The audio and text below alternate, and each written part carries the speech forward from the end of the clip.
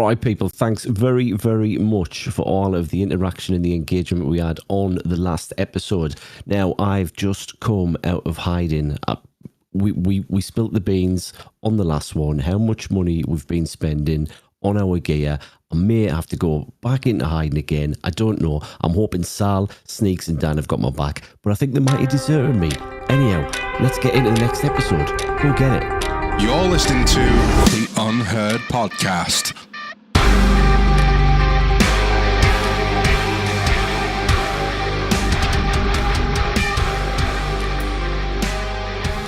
I was listening to the podcast the other day, and the wife was listening, and she was enjoying them, man. So she's like, she's not even into shit, right? So, hey, that's good feedback. That's good to hear. I'll tell you, I think one of the things was what Mr. Sneak said something. What was it now?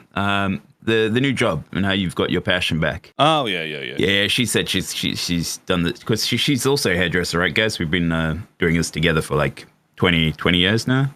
Nice. And she lost her passion, but now she's getting it back, which is good. Oh, right? Good shit. Love to hear it. So she resonated with that, I suppose you can say. That's the word we've been using. It resonates well with the audience. Mr. Sneaks does because he's cool. And he's a Chad dudes through and through. He's a Chad IRL, isn't he? Yeah. He is a fucking Chad IRL. I've met him. It's like a brick shithouse. He's massive. I could be bigger. Say the word. Say the word. Don't do it. Oh, there it is. Dan, stop it, Dan.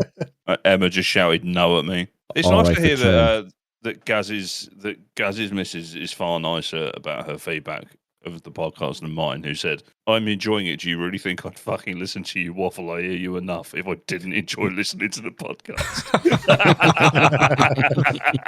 Love it. Gaz, welcome to episode 5 of the Unheard podcast. I hope you're well, mate. Can you just start off by just telling us a little bit about yourself and how you got into gaming? How I got into gaming. Oh, thanks for having me as well, boys. How I got into gaming? I've been gaming for... Oh, now you're taking me back. I'm trying to think now. Since I was about 18, which is... I don't want to say any dates because I'm pretty... let's just say about 30 years, give or take. So are you the other side of 40 now then, Gaz? Yeah, Must yeah. Yeah. There's no way. Absolute no way. You look younger than I do. I can't help that, boys. Good genes. It must be all the shampoo and conditioner, dudes. Good genes and good hair care. But yeah, gaming-wise, I've been on and off gaming for years. It started when I was 18. I'm originally from South Africa, if you guys don't know that.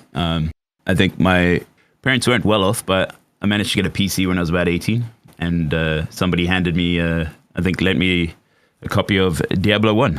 I think this is going back. My love for gaming started. You don't hear that often, that PC gaming is like where people start. It always seems to be like a console is the gateway in. I think when we were talking about like how we started, all of us were consoles. I think a couple of my mates had consoles, so I suppose I used to do a bit of console, but I wouldn't call it gaming as a sense if I just rock up and play a game for a few. So if we fast forward a little bit, what is it that drew you to Escape from Tarkov specifically? I started about 4 years ago, just before when was lockdown? 2020. 2019, I started Tarkov then. Same, yeah. And it was one of those games that was like, I picked it up way back, I think 2017, and I was horribly dog shit at it. And then I uninstalled it, right? Then I came back at 2019, I was like, I'm going to give this another go. And I just changed my mindset, right? And I just suffered through it and learned to love it. What kind of led you to the game? Were you watching like other people playing it, or did someone recommend it to you? I just saw that it was I was watching people play it. I just can't remember who. I think it was probably Pesley. I think I was watching Pesley back then. And it looked like a really difficult game to play, which would keep me engaged. I'm very bad with games in general. Or ever since I picked Tarkov up, let's put it that way. Before that, I would pick up a game, play it for 2 hours. Once I work out like the rhythm or what needs to be done, I just put it down. Because I'm like, okay, I understand what's happening. And it doesn't, what's the word? Intrigue me? Keep my brain stimulated? So, kind of linking on with that, were you streaming before you started playing Tarkov, or did you start streaming because of Tarkov? I started streaming... I'm trying to think now. I started... The same year I started playing Tarkov, like the end of was it December? I just decided I'm going to be playing games anyway. And I was like, I might as well just see where this goes, right? and I decided to do it because I was like, if I stream, I've got incentive to like keep playing the game and keep improving with the game, and then building on top of that and developing and pushing forward. Yeah, 100%. Yes. Yeah. I needed some sort of incentives to like, and again, it comes when you used to play games and you had the lads on the couch and stuff. Just have, even if they're not playing with you and they're just even they're backseat gaming, just having somebody like chatting and taking your mind off getting beat down. Yeah, like a distraction.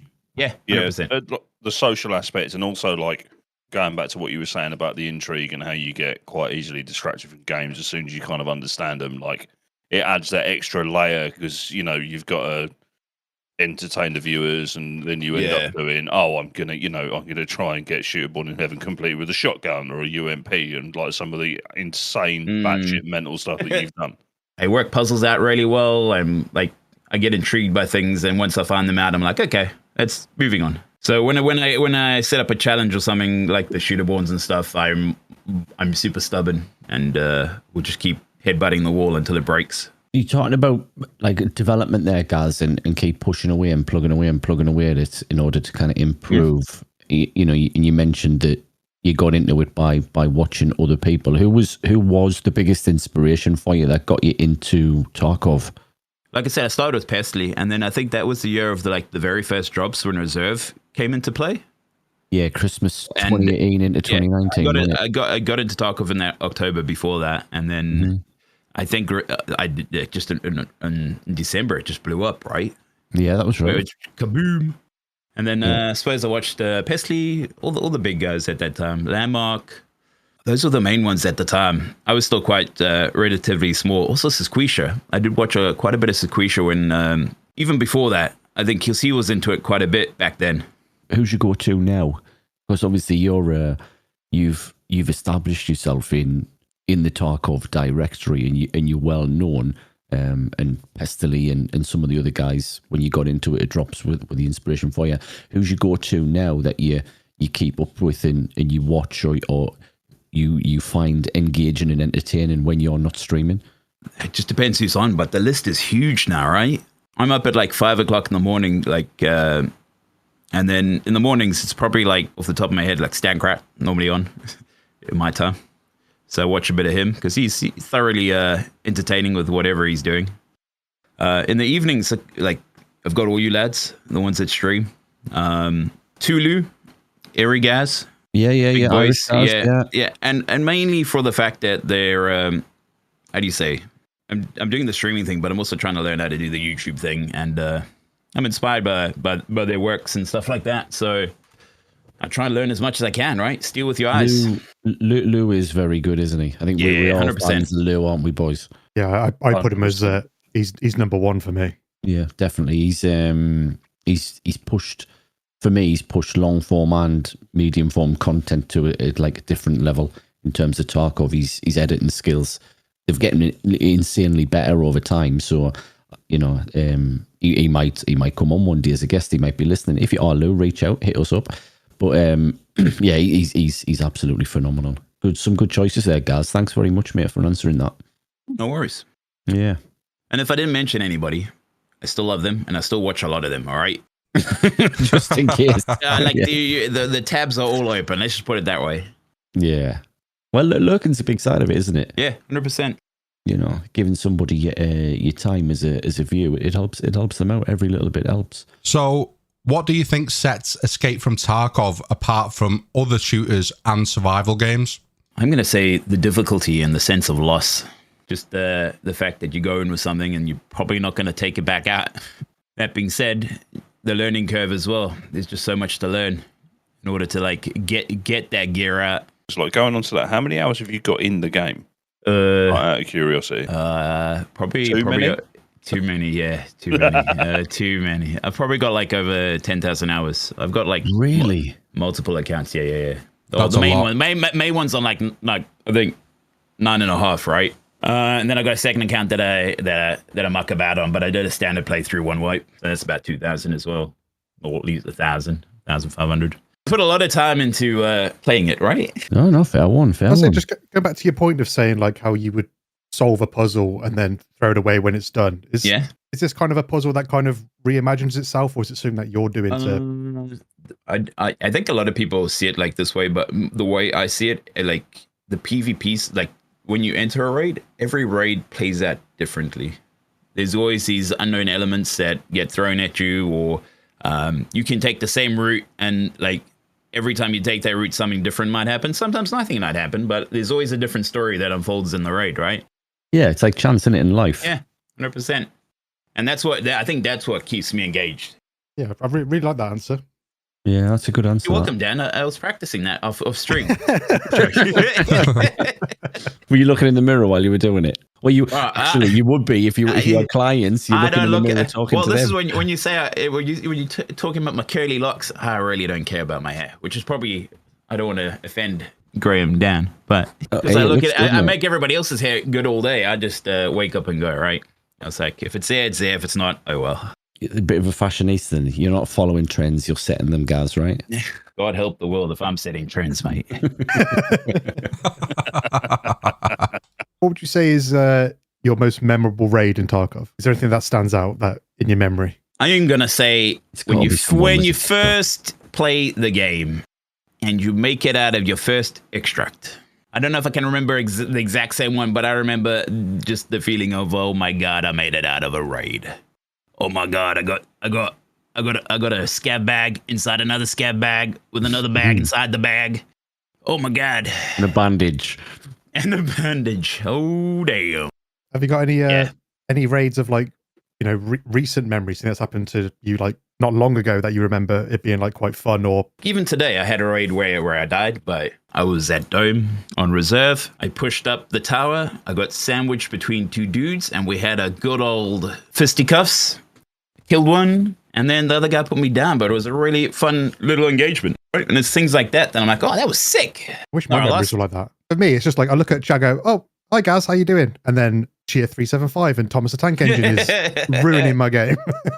You install Soundbot, mate. It's on you. Yeah, it's self-inflicted this time. There's no sympathy there, mate. Also, I think you just need to get good.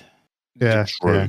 It's all down to me, isn't it? I think one of my favourite raids that I watched Gaz do was when he was doing the 0 to hero runs on Woods, and he killed two absolute juicers who both had thermals with a sword at USEC because he was lying on top of the camo netting, dropped down and just murdered both of them. And it was so good to watch.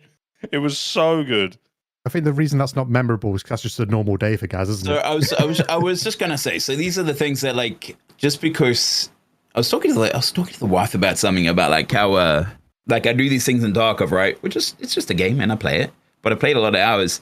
It's just the norm, which it shouldn't be. But I need to realize when something isn't like the norm, if that makes sense. Does that make sense? So like I was looking for content ideas and I'm like, this is not, but like if I snipe somebody or if I do something, I just like, oh, that was pretty easy. For most people, it probably wouldn't be, right? At least what, 60% of the player base. Yeah, you can name and shame. But you get to a point where you just like you need to. That's why I always tell chat, if there's something you think is insane or like just clip it so I can see what it is. Gives me an understanding of what I need to look out for.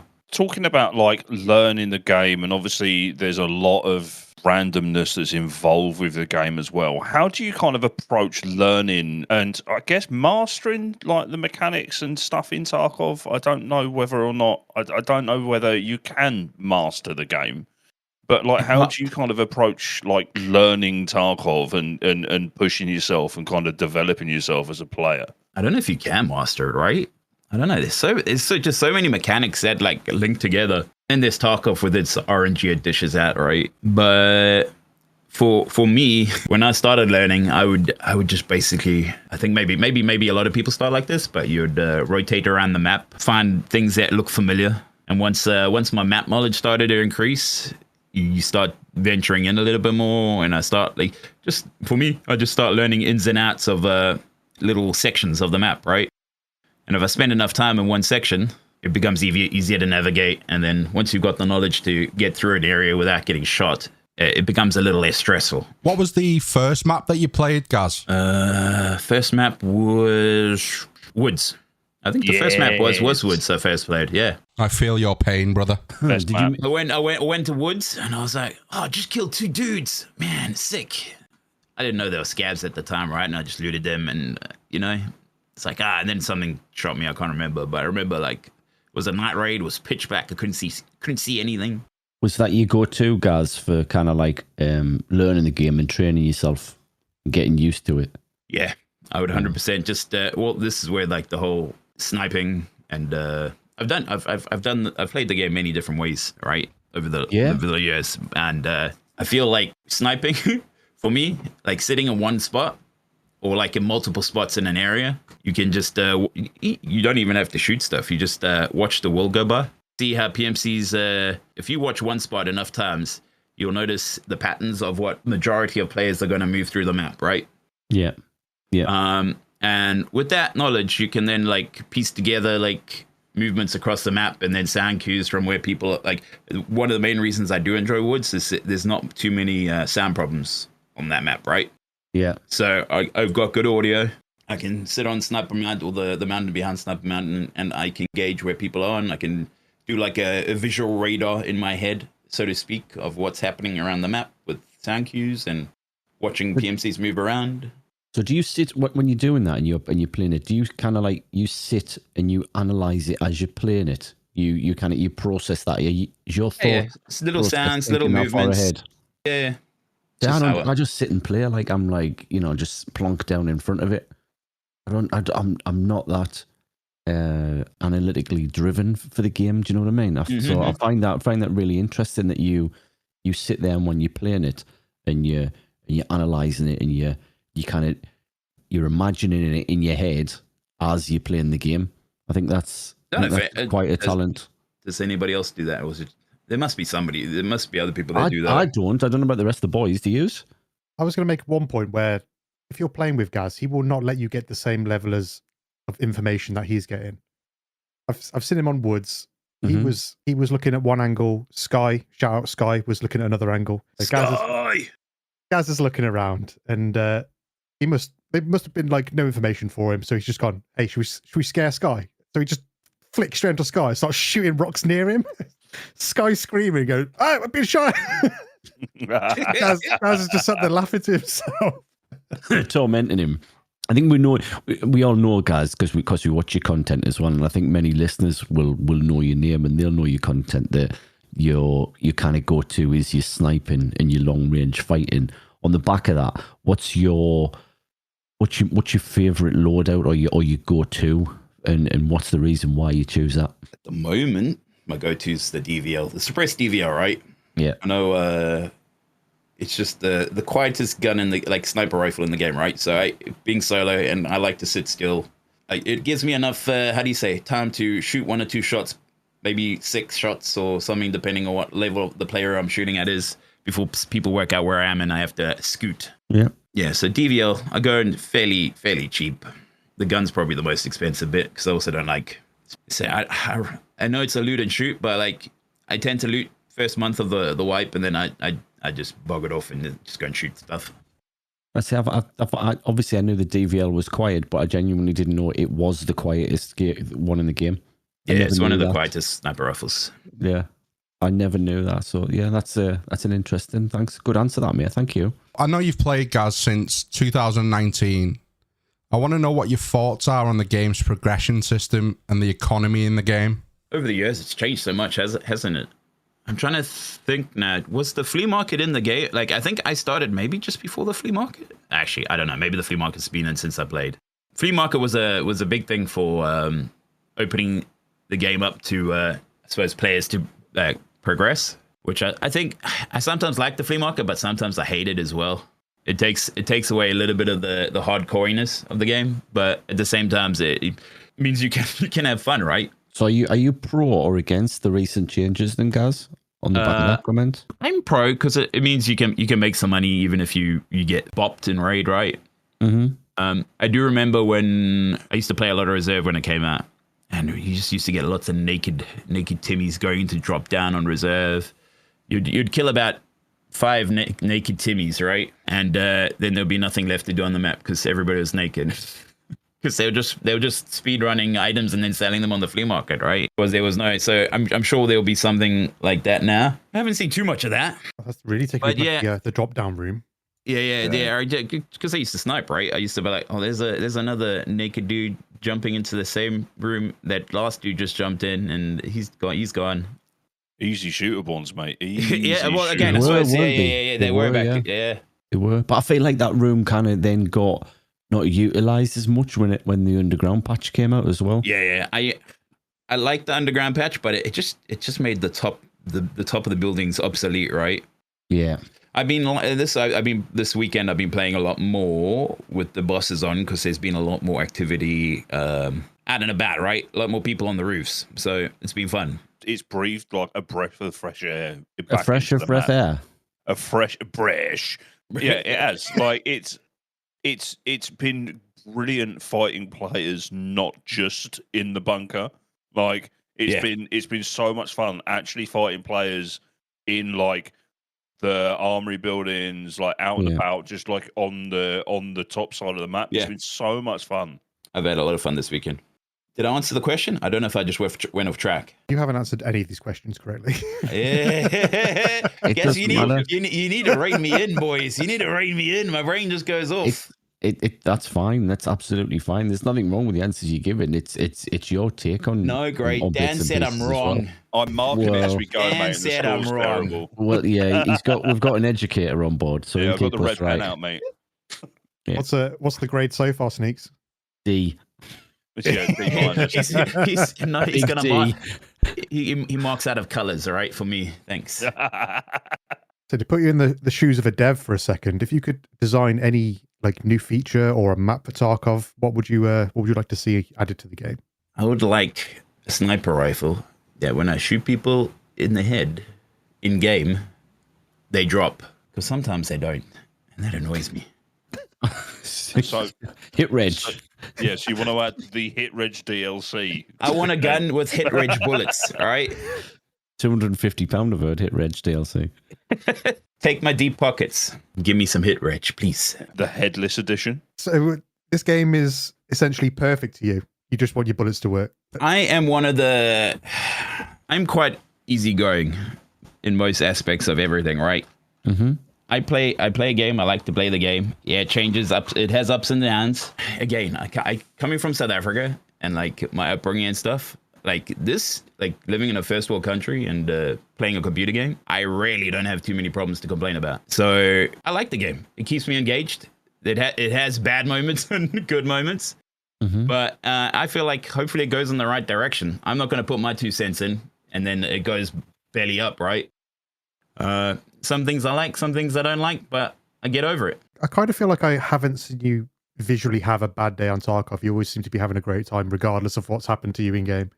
Yeah. It's like I get frustrated every now and then. I suppose we all do, but like again, at the end of the day, when I first started playing, I suppose it was a lot more. Oh my god, I'm gonna shit the bed if I don't make it out of a raid, right? You learn how to deal with that, and I just go into raid as long as I'm trying to have fun. So the other thing, you could have like really 10 shit raids. You only need one like decent shot or one decent raid to like perk the rest of your week up. Maybe I'm easily pleased. No, it's just like golf. I've said this before. It's like golf. It's like hitting a good golf shot. You could hit 6 or 7 rubbish ones, then you hit that one good one, and it keeps you coming back. Doesn't it? Yeah, 100%. Yeah. I think it's like a matter of perspective, right? Like Yeah. you said, like it's. I mean, I've had shit days on Tarkov, but a lot of the times when I'm getting pissed off and stressed with Tarkov, it's because I've had a really shit day at work. Yeah. So I'm taking that like bad vibe in with me, but it's just a game, like. And yeah, you can have shit raids, but there's that one shot or that one fight, and you don't even need to survive that raid. And you're like, that was fucking brilliant. I love it. But quick question, like, do you miss? Because I miss it. The stress that you got when you first started playing the game. Yeah. If you could learn the like start a game from the beginning, it's the best bit, right? It's the best fun. It's the best like things matter like in game, right? They matter. You like I've got to get this out, otherwise balls. I'm gonna have to try and get it out again, right? I'm gonna have to get this quest done again. God damn! If I have to go for my pocket watch one more time or plant my what was it the document in the factory. The factory. Oh Yeah. my god. Yeah, but like, yeah, I miss. So again, just trying to make little challenges where you kind of set yourself up to be in those positions is a good way to be when you're playing. I think one thing that a lot of people say is they want that like early wipe experience to extend further into the game. Definitely need it. That is where like most of the fun is. Yeah. Yeah, it's a good point. The first 2 months are always like some of the best, right? Completely agree with you, mate. But is so like, is it because like everything's a little limited and there's only like 1% of Chads get to like max level, not max level, but like max rep and stuff by the first month, I suppose, or first 2 weeks, right? But is it just because it's like the game's at the beginning of a wipe, the game's a lot more popular, right? In the first 2 months, some people's like goal is just to get level 42. Mm-hmm. So the game's just a lot more populated, and once they get their 42, they just, I suppose, they're done. They move on. Yeah, it is for a lot of people. Yeah, I'd agree with that. I think. So is it just because it's more popular in the first 2 months, or is it just because? And then like 2 months in, like you get maybe a couple more chads. Because like again, like 2 months in, I don't. You run into a few chads, but like nothing too sweaty. I think it's because it feels balanced, isn't it, at the start of the wipe? Yeah, that's actually true. Yeah, You got a level field with everybody else, so you even. After 3 days, if you're working, you don't feel like you're a month behind because you're thinking, well, people are only 3 days in. But then as that 3 days gets to 2 weeks, then you're starting to think, well, all the chads are starting to get chadded up and they're all, crafting high-end gear now. And that's when it starts to drop off. But yeah, it's tough. I agree with you, with you boys. I think they need to find a way of extending the early wipe feeling. And it was interesting, guys, for that. I got the feeling that you were kind of leaning more towards the view that you prefer the more hardcore element of it when you were talking about finding items and having to manage tasks. So if they, I think I would love to do like a flea market challenge or something one time, because I think it would bring a bit more certainty to your raids, right? Getting items out and things you needed. Flea market just makes it easy, right? Do a scav raid. Buy your hide out and you're good to go.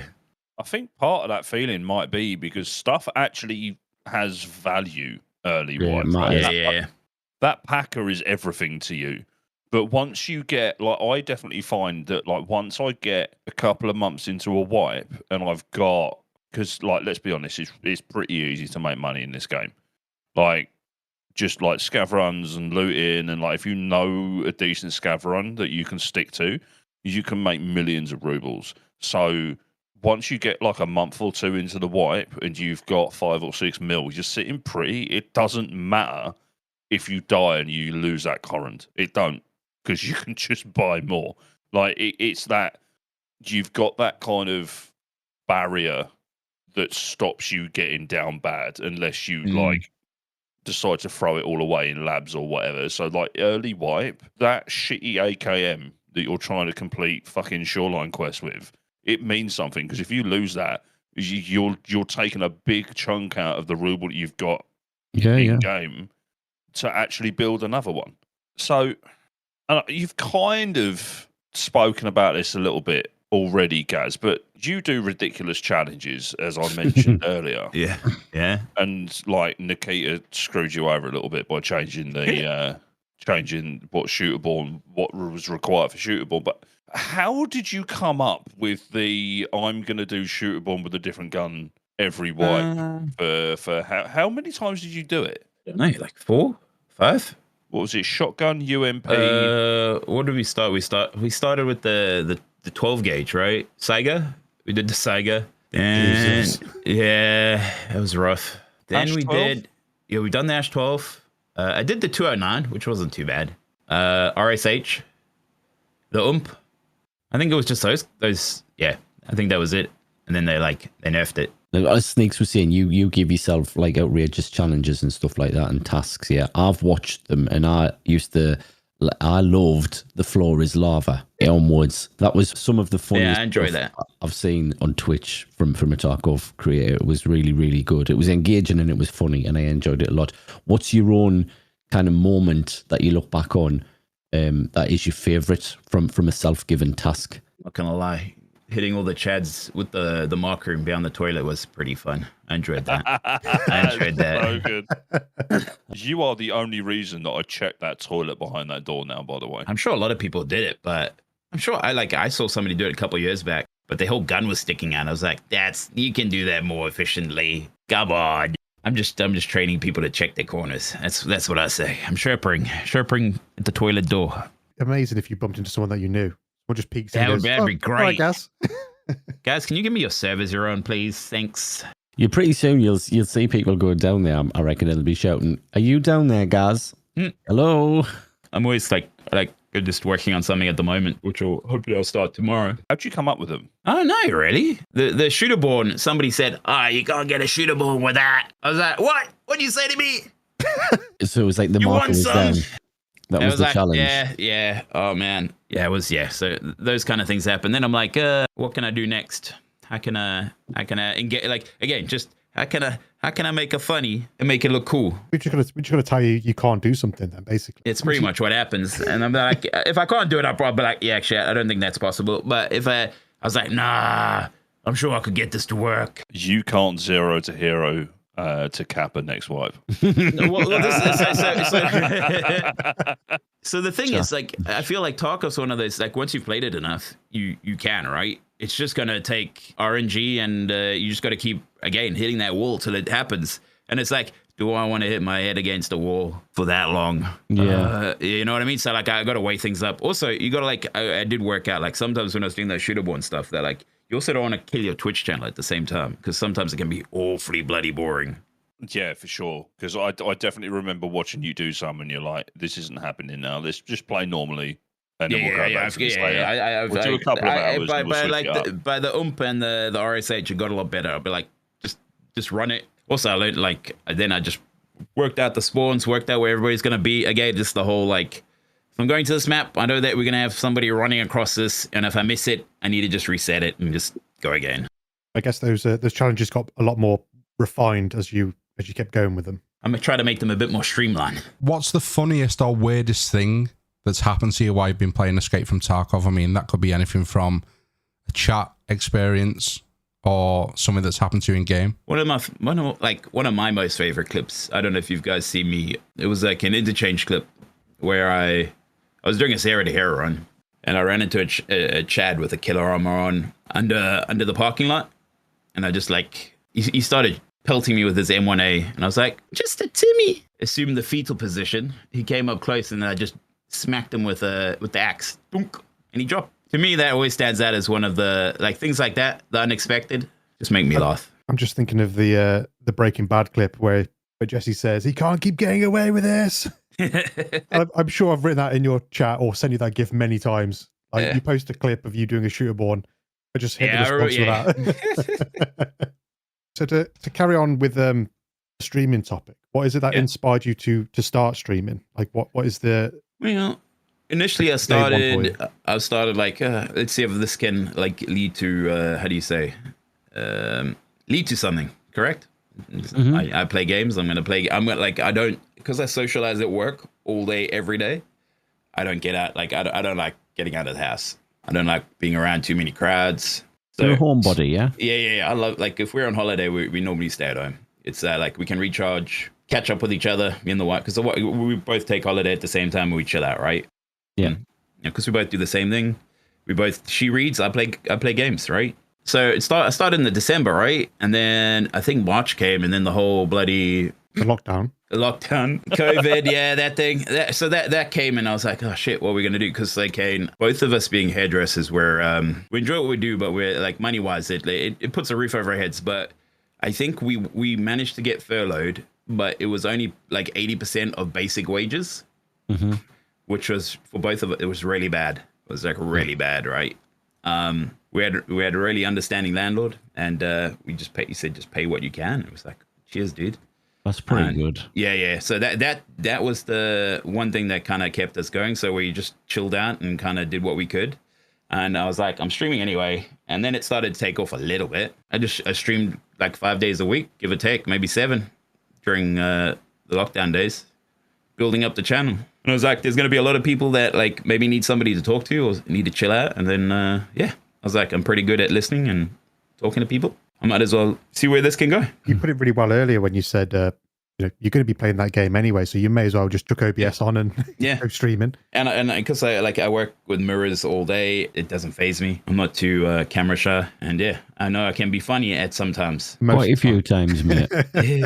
Quite a lot. More than you probably give yourself credit for, if I'm honest. Probably did. Would you absolutely swap the day job for full-time content creation? Because we spoke about this before. The group. I don't think I enjoy what I do, right? I go to work with a smile, I leave with a smile. I would probably like to do more of the streaming and it's very physical, right? And as I get older, it's like the back can't do it as much as it used to. Mm-hmm. Yeah, you fall apart a bit, right? So I'm like, 100%. If I could reverse it and do the stream full time and the hairdressing once a week or something, that's pretty much the goal, I think. If I can ever achieve that, we'll see. But I'm not putting all my things in one hat at the moment. Yeah, all the eggs in one basket. That's it. I say you are one of the creators that I think all of us here are rooting for. I appreciate that, guys. Yeah, 100%, mate. Definitely. This, I think we've all got kind of like a bit of a collaborative list that we'd all go through, and we'd reel off names, and we'd all go, yeah. You know, you're definitely in amongst that bunch, guys, that we'd love to see succeed.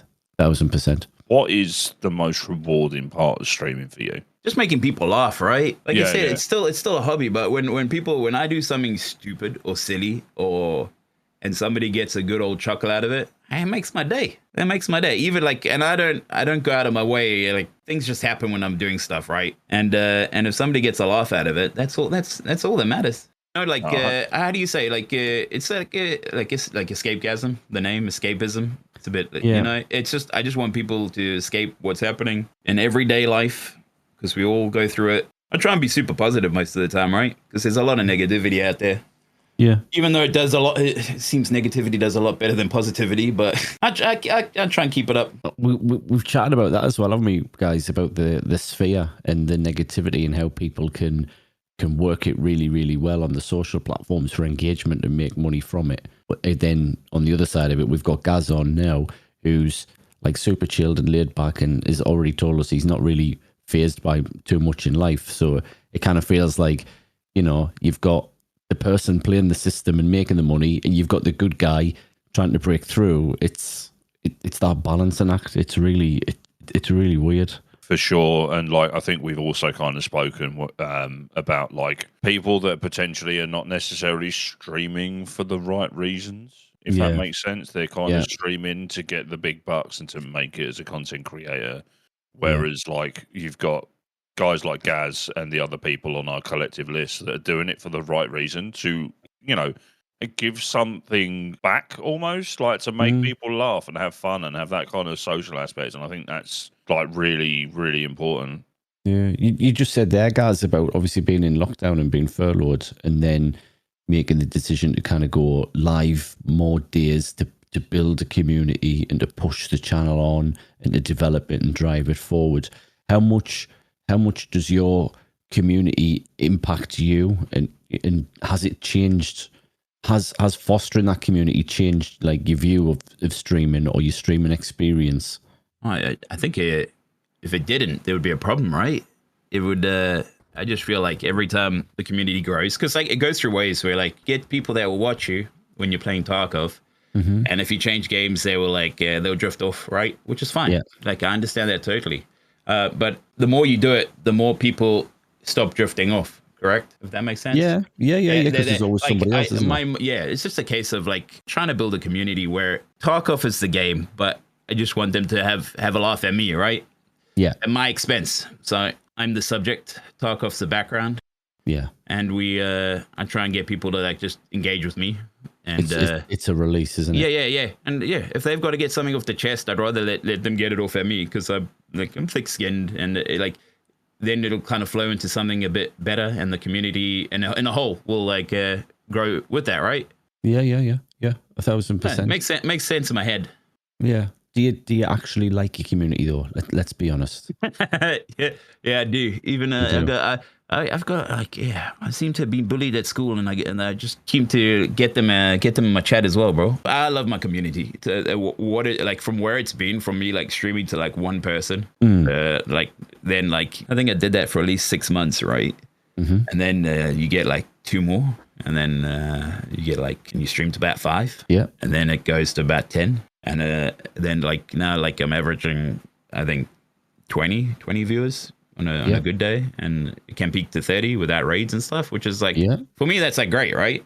It's great for anybody, mate. Yeah, it's great. I mean, if you were sitting in your room and we chat about this, and you chuck 20 people in there, you'd be pretty crowded, right? Yeah, that's 100% right. You know, it's great. You're absolutely killing it. You're doing great, mate. So just going into your personal insights and future plans.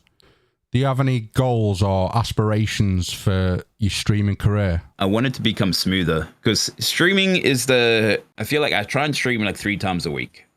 And the rest of the time, I'm trying to work on the content and trying to drive the YouTube and the TikTok and the Twitter and just come like, and again, that's just on the editing side. So I would not so much, I think the streaming things are right and it'll keep like slowly creeping up. I'm fine with slow and steady wins the race, right? I think the big thing for me is trying to get better with the edits and the long form on YouTube, which will again grow the community more over time. I agree.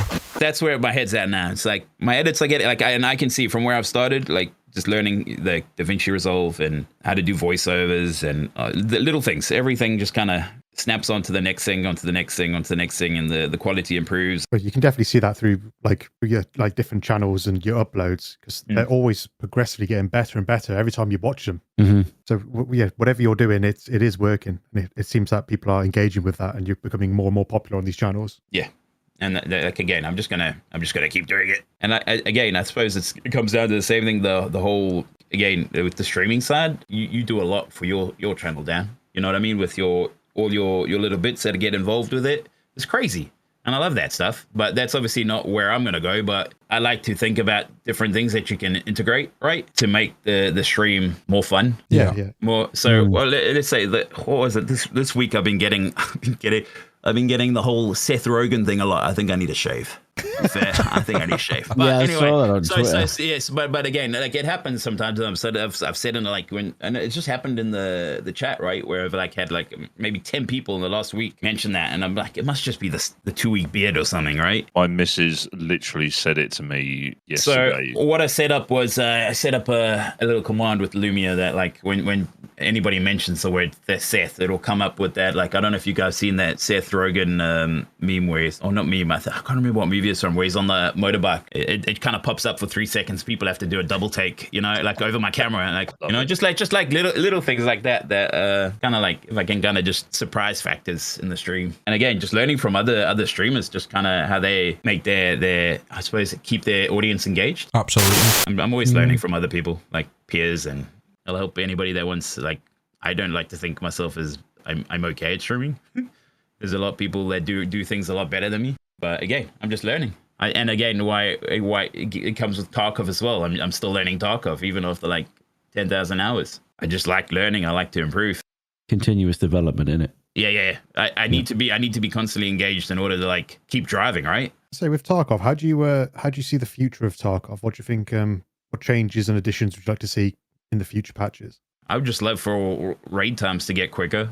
And this is not PvE. This is like PvP. And again, from my standpoint, if I'm streaming the game and I'm doing like, I don't know how many raids I do in like a 6-hour session, but I die a lot, so that's a lot of raids, right? And you got like a 5-minute queue time. I guess I'm queuing for about an hour and a half every day. Yeah. Does that make sense? Yeah. So, which is not, and again, like time is precious, but there's nothing I don't think there's anything they can do about like the queue times. There's kind of a love and hate relationship with the queue times. Like I can't name another game where you have that kind of downtime to like engage with chat and catch up on things. Yeah, there's just a lot of downtime when you're getting shot in the face a lot in game. Like, how can I not get shot in the face this raid? Would you ideally just slap on another kit and get straight back in there? I might die a lot. Sometimes you do have to slow it down and be methodical about it, but I'm in, I'm out. Especially this last week with the bosses. Holy moly. I've rinsed a few ripples. Has the event not been kind to you? Oh, mate. I don't think I've been kind to myself. How have you approached the event? Have you still been taking that sort of like long range approach? Or So I think I've been more frustrated this week because I think there's been a lot more fog since they've done the boss event, right? yeah, correct. The fog is a lot better than what it was, but I don't know if it's like because it helps the bosses not to. I don't know what the reason is for the fog. Maybe that stops them from nuking you across the map. But yeah, it's really pissed on my sniping parade. So I'm like, I've just been going in with whatever I can. Thermals, I've lost a lot of thermals. And again, because I use bolties a lot, I'm very uncomfortable. I'm not very uncomfortable. I can do it. I just like to obviously make my life harder, right? Yeah. I've experienced Gaz with short range bolt actions on arena. You cannot say that you're bad at it. That's when we were begging not to be turned into a TikTok. He's fucking humbled me a few times as well. I'm shit with bolt actions. I'll admit that. All right, Dan. But you have been on top of the leaderboards every time. Okay. Okay? Sweaty. But it was on Chop Shop at one of the spawns. You were there. You did not return a single shot until I kind of gave up. I shot once. You looked down. I shot again. You started moonwalking. And then I just heard you on VUB go, you missed a few times. And then just one shot me. I was like, oh, great. Been gassed. Do you remember the factory tournament that we played against each other in Gaz? Will it hurt your feelings if I said I don't? Yes, very much so, because I still have nightmares about that. But it's my first ever tournament. Gaz! My first ever tournament. I loved it. Right. And Gaz humbled me like 8 times in the entire 3-hour tournament. And every time I got killed by some weird fucking angle, I was like, I know it's Gaz. I know it's Gaz. And it would pop up and his name would be there. But I was like, for fuck's sake. Because this man has got the mind of like a PhD level, like theoretical maths genius. And he's like, well, there's this really weird angle that I can just about see through and no one can see in. And it'll just be like, and I've just killed 5 players. Right, see you later. Right, okay, off we go. Yeah. Thanks. What tournament was that? It was. Do you remember Shifty that used to put on tournaments? Yeah. Fair enough. Yeah. It was the first tournament I ever did, and I was cosplaying as Tagilla in it. Bro, I've never seen a Tagilla upset before, dudes. It was pretty good. But this is the thing, like, this is one of the reasons that I love watching your streams. Like, not only is it funny, it's entertaining, but I learn so much from watching you play and how you play, especially because we have not exactly the same, but we've got fairly similar mindset in how we play. And like, I really enjoy sniping. Like, there is nothing better than just slotting someone across the map with a DVL. Like, it feels so good when you get that crisp one tap on a player and you're leading them, you just drop them. It's just so it's very satisfying. 100%. So, like, watching yourself, watching Onto, like, watching guys that snipe a lot, I learn so much. And, like... Oh, Onto's a demon. But I'll be watching you on Woods, and I'll be like, where is... And, like, you know that... I know that map. I am a Woods main, and you will run rings around me on that map. The areas and stuff that you can snipe from, and you learn, like... that you've learned that you can get really good angles on certain spots and stuff like that. It's just great to watch, and it's improved me as a player, and... like watching you stream just for the streams it's improved me as a streamer as well. I think I was gonna say that I'm not very good at teaching people how to play Tarkov, but I do tell them to steal with theirs. Kind of moving away a little bit from Tarkov, what other games and genres do you enjoy outside of Tarkov? Like, what other stuff do you play? Not necessarily even on stream, but like what other stuff do you play? I've only recently started playing like other games. I say recently, like over the last year or so. Just like got to a point where Tarkov, where it's like I need to not play too much Tarkov when I'm not streaming, if that makes sense. Because like even if I come home, I'll I'll still go and like load the game up and set up the record and go and watch people. Like I watch some of you guys while I go and sit in woods trying to get some shots or come up with ideas. But games I've been playing, I like RPGs. I like getting lost in little worlds with lore and all that. Baldur's Gate is great. Nearly finished Elden Ring for the first time. Kind of pushed through that. The Fallout games. Love Fallout. Yeah. I'm working through a Fallout 4 playthrough at the moment. So yeah, RPGs are really fun to play. And also, what's it called? Do you guys know Vampire Survivors? No, I'm not familiar. I've seen it played. It's almost like what kind of Diablo. Yeah, it's like, right. You've got hordes of monsters coming towards you, right? It's just really simple to play and very rewarding at the same time. You just got hordes. You've got your man or whatever you're doing, and you make him stronger, right? Until you get overwhelmed or you beat the level, I suppose. And they just keep coming. And you keep getting stronger. And I don't know what the genre is called though. Oh, it's almost like a tower defense type. Oh yeah. Okay, yeah, it's a good way to yeah. So I play a lot of that as well, just where I don't really have to like concentrate too much. Can you give us an overview of kind of what your streaming setup is like at the minute, and any planned upgrades that you're going to be adding to it? At the moment, so I'm on a one PC system, right? Mm-hmm. I got a 4090. It seems to do the Welcome job. to the club. Yep. Decent CPU. I have got my old system sitting in the back, and I keep meaning to like, do I want to do a 2 PC setup? I don't know. What's stopping you? Laziness. Right. Okay. And the fact that like it will, I'm guessing it'll affect the electricity bill, right? Yeah. And I was like, do I need to? Everything seems to be recording just fine with on one setup, right? Yeah. So that I would like to get maybe a third monitor. I'm only on 2 monitors at the moment, so yeah. A third would be great. So I think that might be the next setup. Or what size do you want? I'm trying to work out where I'd even put it, because I've got a 2 monitor desk arm, right, which is good. I'd probably just get like another desk arm for a single unit or something. Yeah, like just a small one. What's like 24-inch or something. So there's that, and then I think the main one is like, I suppose that's not the main. I think a standing desk, right? Like, a desk that goes up and down. Mm-hmm. Yeah, I think that'll be my next purchase. I think I would rather play standing up than sitting down. I stand for work all day, and I'm way more comfortable standing than sitting in a chair. I kind of feel that, because I'm in the same position where, sitting down, playing games, sometimes, I want to stand up and stretch. Yeah, 100%. I don't know if that counts, but yeah, I think definitely a decent desk setup. No, we're asking, if you were going to add anything to it, or if you were thinking of it, so it definitely counts, mate. I've often thought, like, I'm still on what's the streaming camera, the C920C. Yeah, that's the one. I've used it for years, and it looks decent, and I've got no problems with it. But I was like, do I get like a actual camera thing? But I was like, I don't think I need to. I don't know. That would just again elevate the quality of the stream, seeing my pretty face. I think from watching you, I would say your stream's in a really good position. It is good quality and it's good production value. It'll just come down to kind of a personal level as to what you want when you look back at it, isn't it? Also, I really hate spending money, right? Nothing wrong with that, mate. Yeah. So like, I'm pretty when you need something, there's tons of YouTube tutorials out there to like learn more stuff. So yeah, I'm quite happy with the setup at the moment. Well, one of us in this little group is always tweaking and fiddling on. I wonder who that is. You should maybe have a chat with him. Yeah. Who are we talking about? You. I'm TweakM.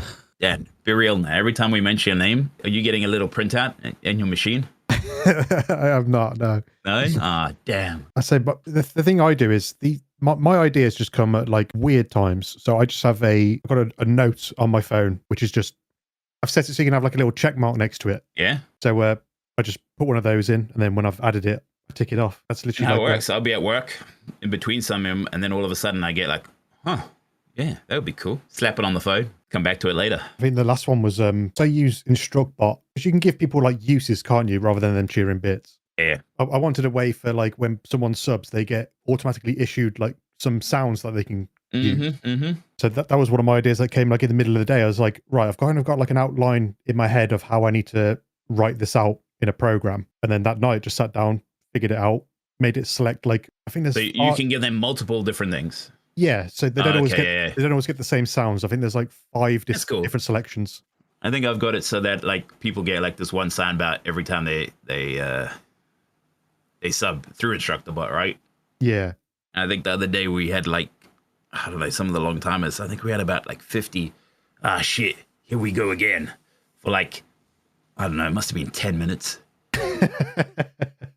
So this is where when you start diving into things like LumiStream and the other apps. Yeah, 100%. Yeah. I was just like trying to work it out, like I said, that whole little Sith pop-up thing, and how the match chat or whatever it's called, like how that works. And oh man, You can do so much utility with it. Yeah, that's kind of where you start to like look into the dual PC setup as well, because you want to like offload all these programs somewhere else and not affect the game. This is so like I've also like over the years I've downsized things, and like Lumia's taking most of them now, which is good because like I had so many things running in the background and it would hinder it a little bit. It's really good to hear. Like a lot of people are jumping onto Lumia now. I know it's getting like its props now, but it's always been like such a very good program, a really good tool for everyone to get hands on really and get using. So moving into, you know, the sort of short form content that you put out there, and we've always named you as Mr. TikTok, and just diving in some of the detail,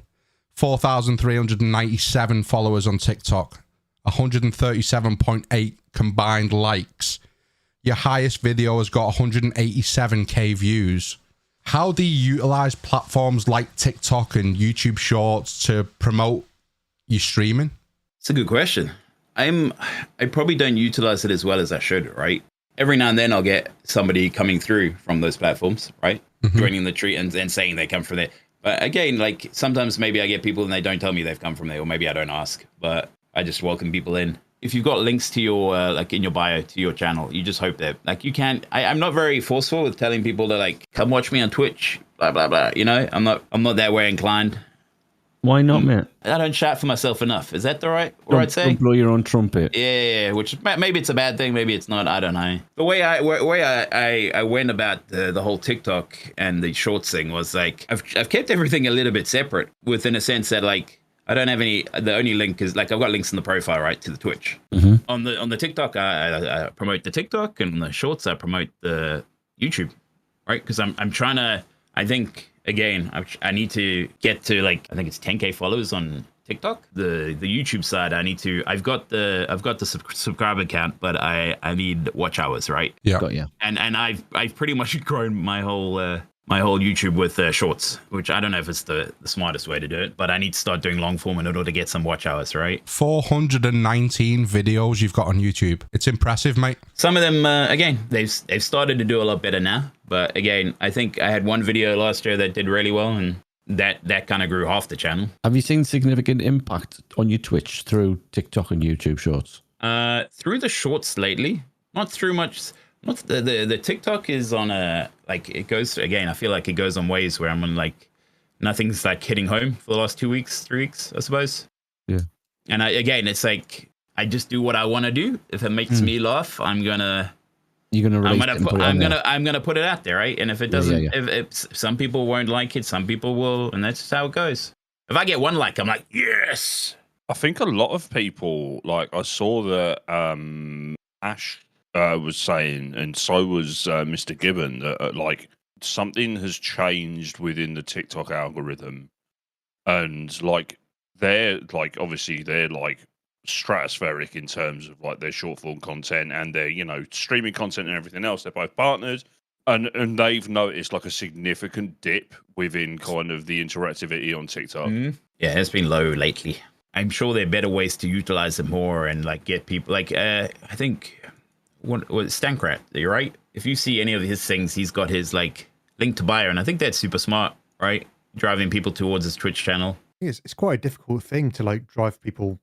Yeah, they're on TikTok to watch those shorts, aren't they? That's kind of how I've like kept them at separate platforms, right? Because they're there because that's where they're watching stuff, right? And if you grab their attention, maybe they'll maybe like, oh, let me go and see this dude, see if he's on the Twitch. If they really want to go out of their way, right? It makes you wonder what sort of the kind of the proportions or the figures are of like how many people watch TikTok have an active Twitch account as well, that they would actively go over and watch a stream rather than a short. The one thing I need to maybe do, and this is where the second PC might be a thing, is set up like short form streaming or like TikTok streaming. Yeah, I think that is probably the best way to get about that. What kind of content do you find works best for these other platforms? For at least from my perspective on TikTok, it's just like you put something out that like shows somebody how to do something or how to, I don't know, achieve something in like Escape from Tarkov. It seems to do fairly well. And on the shorts, I feel like if I do something like a little bit more funny or story driven, that does well on the shorts. If I put two videos that are exactly like I utilize videos on both platforms, right? And if I put a video out on the TikTok and they're both exactly the same, one will do really well on TikTok and it'll do okay on just shorts. Yeah. And then I could do another video and it will do really well on the shorts, but it won't do very good on the TikToks. I've never had them but like all pop off at the same time. So one thing I've always liked is you kind of like fishing, where you've cast the hook and said, look what happened to this Timmy. Like there's always some sort of like line that you've said at the start. Yeah. There was one that I remember recently was like, oh, I made a friend in Mark Room, and then it's you just murdering someone opening the door. People didn't like that one. That was a good one. Yeah, it was. I think that one got flagged on TikTok for like violence or something. Really? Yeah, and I think it's because people were offended. It's like I think like people were like expecting me to be like made a friend, but he's just a dead Timmy in the corner. So I'm a big fan of those. Yeah, I like those things as well, where it can just like make it look like something that it's not, right? There was a few that you've made that have got like a perfect loop to them as well. Oh yeah, but I think those only work on TikTok so much. Yeah. But yeah, I like doing stuff like that if I can find something that works out that way. I suppose on TikTok, you know it's going to replay the video. Yeah, on shorts, it does do it on shorts, but there's a slight delay, and it doesn't quite have the same effect, unfortunately. Yeah. If you can sync something really well into a loop, that does well too. I bet people don't realize they're watching it again, so you get that extra view, right? And the shorter videos do really well because they might not like hit home, so they'll watch it a second time, or they find it super funny and they'll watch it a third time. Do they give you like analytics of like how long people watch them for? Like, is there a graphic show like where people tail off that you can work to? Yeah. It's YouTube's got the same thing where you can see like how long I suppose people stick at where they tend to drop off, right? Yeah, retention's the word I'm looking for. When it comes to you creating like your short form content and to an extent your longer form content on YouTube, like in comparison to like your streams, like and how you've set your stream up and everything else, like what's the kind of the thought process in comparison to like your streaming? Depending if I'm going in with a strategy for the day, I'm like, I want to like if I'm gonna go streaming, and sometimes I just go and stream, and then I'm like, I hope something funny happens today, right? And then I can like, oh, save that, and I'll use it later. Other times I'm like Dan was saying the floor is lava thing. I was like, I just want to go and shoot people in the leg with an STM. How can I make this funny? I was like, I know a few spots. I know like high traffic PMC areas. So I'll just go and chill there and see if I can get some, again, like fishing. See if I can get some bites. Oh wait, I can. If I'm going to be shooting the legs, maybe we can just do like a floor is lava game and see what happens. I love it. Like how we the ideas kind of develop over time. Yeah. And then I just keep tweaking, keep tweaking. People plan what they're going to do when they're streaming, right? And then that's their plan for the week. And then they get their footage. Me, I don't do that. Just go, I'm going to do this today and let's see what happens. You just go with the flow from there. Yeah, and then I was like, hopefully something happens and I can use it. Yeah. With the sniping, if I need some side, I know that I can just go and chill and get some sniping clips, right? So that's never a problem for me anymore. Which I'm hoping everything else follows suit. If I do enough of the other stuff, it'll become easier to get the content I need. Do you think they prefer short-term content? Yes. And I think long form has to be so good now that like to keep you engaged. Yeah, like going back to the conversation about Lou. Yeah. So it has to be like it has to be gripping, right? Yeah. So that you want to just see the results. Whereas people like the quick fix nowadays, I think, and just make a long form that's like a short form that just keeps jumping like from one bit to the next bit.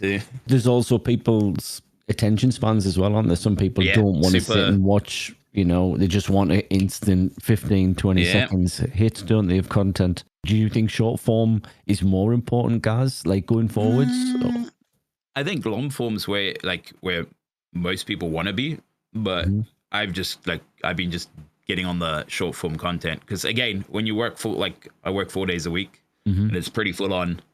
I can spend 2 to 3 hours doing like a bit more of an edit on a short form than spend the whole week editing a long form, right? Yeah, makes sense. So for me, I've got the time to do that, like a short form. I'd love to have more time to do more long form. Yeah, but yeah, and I think people tend to I've seen myself do it from time to time. We just doom scroll, right? You're scrolling through TikTok or shorts and you're like, actually, I need to stop, put that phone down and walk away. That's actually how I found your channel. What, doom scrolling? It was, mate. Yeah, it was. Yeah, 100%. That is how I came across your channel. Really? It was, yeah. So why didn't you tell me you came from TikTok, bro? Secrets. Just secrets. Just secrets. I think there's something to be said about the amount of the quality of the content you put out in terms of short form, because like Emma doesn't like Tarkov.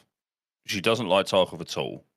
And she, up until recently, wasn't following you on TikTok. What is that Joey's account, right? But yeah, Joey's account, but was constantly seeing your TikToks. And like obviously, like we're mutuals and I'm mutuals with her, so that's going to kind of like affect the algorithm in a certain way. But she loves watching your stuff.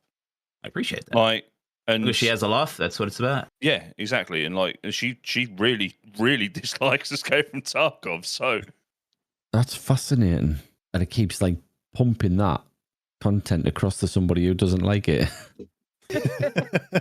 Like it's pretty genius, isn't it? We know you don't like this. Talk about this. It's not the Tarkov. It's me. Okay. Yeah, we know you don't like this, but you're having it. There was a compliment that could have been made in there that like the content creator transcends the content. Yeah. But no, yeah, just play shit that she doesn't like. We know you hate this, and so I passed it. So here's some more of it. It's here's Seth Rogen playing Tarkov. I might do that one day. Just put like a Seth like clip as the camera. Do it. Therefore, clickbait. No, sub goal. Seth Rogen stream. I do it every day, mate. What are you talking about? I know that you mentioned at the start that you work outside of content creation, but I just want to dive a little bit into your workflow when it comes to creating content. Do you stream and utilize clips from them to create your short form? What is it that you do? I don't use any of my clips just because I see the clips and then I make a recollection. I record everything to the hard drive, right? Mm-hmm. At the same time as stream? Same time. So I found an OBS plugin that records your gameplay. Really? So yeah. So you can record it records the gameplay, and it also records the camera and the gameplay. So I get two separate entities of the recording. So when I find something that's happened, I'll just keep that file, and then I'll chop it up. And then how the process goes, I wake up, I'm up at 5 o'clock. I'll go to the gym. I'm back by 6. I'll do an edit or have some sort of idea of an edit while I'm at gym, and then put it together an hour and a half. By 7:30, it's kind of ready to go. And then by 8, I'm out the door off to work and I've just shipped the stuff off, right? And then I'm at work. And then I come home, and if it's a stream day, then I'll stream. If it's not, I chill out, and then I just try and get more content or more ideas. Has anyone ever seen that viral Mark Wahlberg day where it's wake up at 2 a.m. Say my prayers. Wake up and go to the gym.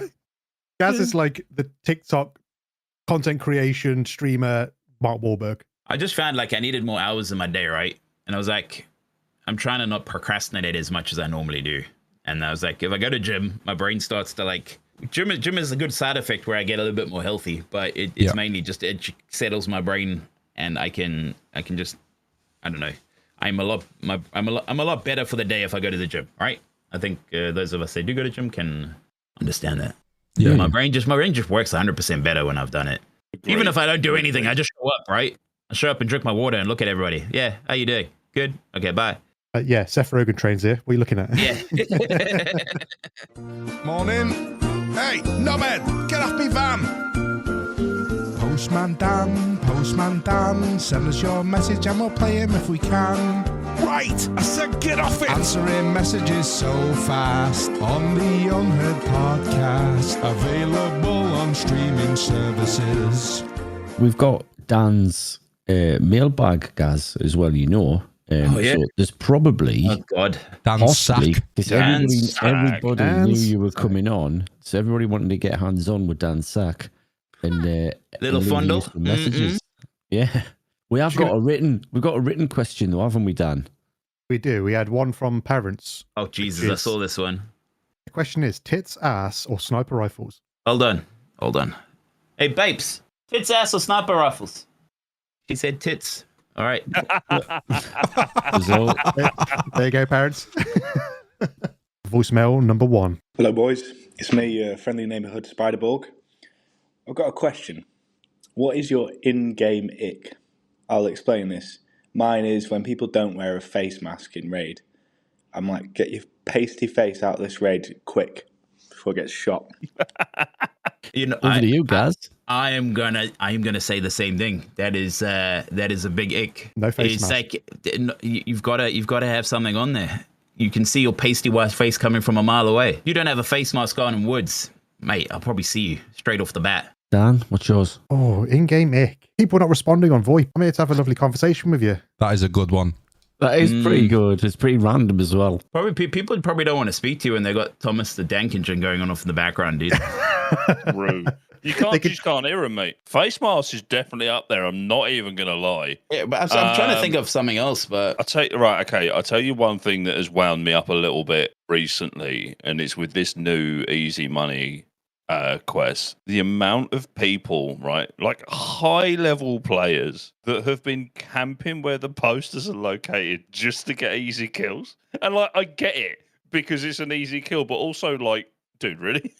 Like, you're level 60. I think the reason that I don't get it is because I am so riddled with ADHD that I can't be that patient to like extract camp or anything like that. I get so fucking bored. I'm like, I've got to move. I've got to do something. I might have to leave now, I guess. You just hate Gaz's gameplay. No, I love Gaz's gameplay and I love The sniping. posters are great. They're in such a good spot for me to snipe from behind the mountain of woods.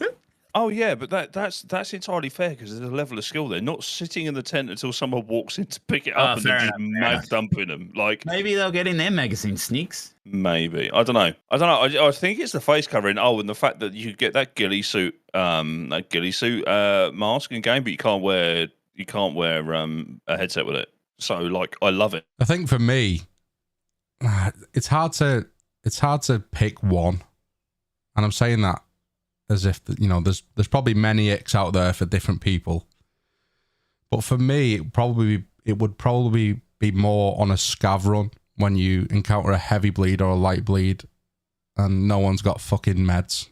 That would be an ick for me. In-game ick for me is a Wall Street 2-3-year-old now. I don't even think it's that old. Be like a year and a half. Yeah, 2, 3, 4 wipes, MX. Is it? About 18 months. My in-game ick is it's still not fucking optimized. That's my in-game ick.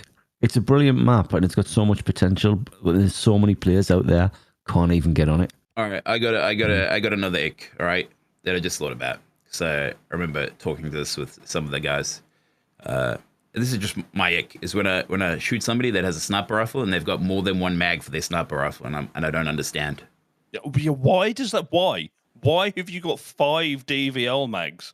Why not? You only need one mag. Why? It's not like it's a machine gun. Okay. Just reload the mag one time. Just unpack it and then. I thought Gaz's ick was going to be doing shooterborn in heaven normally. Not on a pistol. Bro, I'm gonna say that I suppose I'm not as grey since they've changed it. Let's put it that way. Since I don't have to do crazy guns for shooterborn anymore. You prefer the old way. I do prefer, like, I had more fun doing it the old way. It's for me it's fairly easy now. Yeah. And again, I like things when they're a little bit harder. I guess the bolt action requirement killed it. No, it's just I didn't mind the bolt action. The distance killed it. Not having any distance involved in shooterborn is weird. Yeah, it feels off. But I was talking to people the other day, and I was wondering if they did that for the PvE version to like you know what I mean? Because I played a little bit of PvE. I don't know if you can get out like where the PMCs are. If you can sit and wait for PMCs, I wouldn't know though. They've made that many changes to shooterborn in heaven. Did it start less than 100 meters? I want to say it started at 80. It went from 100 meters to 125 meters to now it's just kill a PMC with a bolt action in raid with a headshot. It might have been 80 meters. You might be onto something there, Sal. Yeah, and I know Shooterborn in Heaven is probably one of the quests in game that has been changed around the most. More times, yeah. They'd probably find nobody was doing it, or maybe nobody was completing it. Here's another ick. And we've kind of touched on it a little bit in this podcast. Playing reserve and everyone just running downstairs as soon as they spawn. Play like all of the map. I've just thought of another ick. Start of wipe ick. Everybody plays scavving on reserve And just legging it downstairs into the basement. Or Lighthouse to kill rogues or raiders, and Yeah. then come out with a semi-decent M4, Yeah. Oh, that is a massive level 4 if. gear. We might have opened a can of worms with this question, actually, Cyborg. It's a really good question. Good question. It's a lot of X. Question 2, Dan. Here we go. Question 2. Hey up, lads. It's your boy, your average idiot. Can I just say, what the fuck happened with the last call-ins, lads? Like, we're here for Tarkov. Why have we got fucking Samos flying down the mic? He's muddying the podcast, boys. Come on, sort it out. Anyway, my question is, how are you feeling about Tarkov bringing in these white rewards? You know what I mean? The holographic cat action. Because personally, I won't lie to you, I'm a little bit pissed off with it because it ends on Sunday. Today is, what's the day? Thursday. I've now got the time to play it and find 150 flash drives. So I'm going to have to RMT it. I'm going to have to pay some Chinese bloke to play on my account for the weekend just to get the cat. Anyway, loving the episode, boys. God bless. Thanks, Average. That was a great question. Thank you, Average. Here's Average. That was a ride, wasn't it? A little bit. Did he do that in one breath as well? I think so. One fresh. One bresh. One breath. On Brescia Fresher. Fresh. Of there. Of where? Of chair. Of where? What do you think of these events, guys? Yeah, they are time consuming, hands down. I think I'm just doing them for like the fact that they're something for me to do, but they involve so much. I don't think you're missing out if you don't do it. But yeah, again, we talked about this earlier, how like time is precious. Tarkov definitely soaks up so much time. I think events like that where they lead to like some sort of an item that you get that you probably won't be able to get again. It's like, I don't like things like that. It's one event I didn't even attempt it. Didn't even try it. Which one was No, that? I'm at the time. I can't remember what you had to do, but you got a holographic cat for your hideout. Oh, that was the one that started with flash drives, wasn't it? In Flash Filing drives, Cabinet. Yeah, I missed that one myself. Yeah, I missed that. I did a bit of it, and then I went, I don't really have the time to do this, so I'm just not going to bother. But this, What does the cat do? It does nothing. It just Nothing. sits just there. sits there. Most of the time. See? Fuck. Yeah, it's just something you put in. Like I was like, I'm not gonna do it, but then I was like, actually, I'm fairly close to finishing it. I might just finish it. Got it, and I was like, do I even use my hideout that much that I'm going to sit there and look at it? No. Why did I do it? Some tasks are better than others. Like this boss event that's happening at the moment, and you've got to kill all the bosses or whatever. That was great for me because one, I needed to get Killer and Tequila, and they were 100% spawn chance. So rather than diving into Interchange to find out that Killer's not there, and the same with Factory, that was kind of great for me because it was more tasks that were ticked off towards not getting Kappa. I did the same with Stray Dogs when they were 100% spawn on their kind of traditional maps. So I ran Lighthouse until I got the goons. But I've really I didn't really bother doing that the holographic cat quest. Can't even remember what it was bloody called, but the hustle quest. I've just had fun with it. Like I wasn't even necessarily bothered because I don't run Shoreline that much. Like I wasn't really bothered about the rewards. But I was like, you know what? This is going to be a laugh, and I'm going to piss about with it. I'm going to try and kill every boss and complete hustle just using a Kedda. And it was just stupid fun. Like I got Kappa this wipe for the first time, which was kind of my goal for the wipe. Did that, and I was like, oh, I'm just going to piss about and have a laugh with it, you know. Yeah. And it was a lot of fun because there was so much combat all the time, and like especially like we were saying earlier, like it's really nice to see reserve like pop in and not just downstairs. So like it was a lot of fun to do an awful lot of PvP and just piss about and really upset people when you kill them with a 36,000 ruble gun and they get to the eyeballs. It's just great. The quest I kind of liked was the one that we got at the end of last wipe, where it started with, you remember the scavs that had the old Dolbus 2 stim? Yeah. And Was if that you would- Shoreline as well? It was. Yeah, it was a really good setup. And then if you would complete that quest line, you would get extra stash space when the game wiped. Now, I grinded that quest to fuck, and it was fun. It was something to do while I was waiting for wipe, and I kind of think that's where these quests are now. It's something for the player base to do, and also it's kind of bringing players back to the game. I've seen in my chat, people have said, oh yeah, I've just booted up Tarkov for the first time in ages to see what this Scav Bosses event is all about. I'm all for the tasks, but there are some that are a bit shit. More tedious. Yeah, exactly.